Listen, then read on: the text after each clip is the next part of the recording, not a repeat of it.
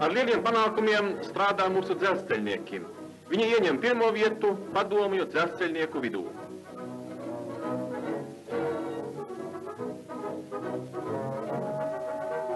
Mūsu republikā pirmā vietā atrodas Jelgavas dzelzceļa stacija, kurie ieguva ceļojošo sarkano karogu.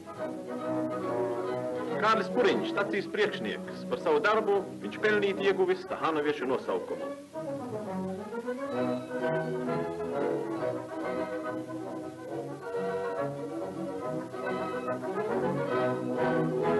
Alberts Blūms, pārmīnieks, 20 gadus strādā uz dzelzceļa, Stahanovietis un teicamnieks.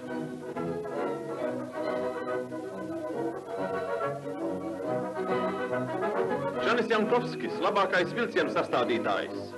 Viņa darbs ir socialistiskās centības paraugs.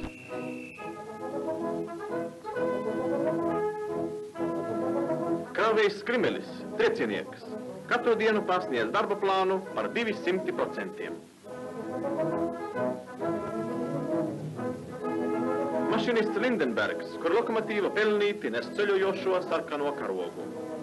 Jelgavas stacijas dzelzceļnieki pelnīti bauda cieņu mūsu republikā.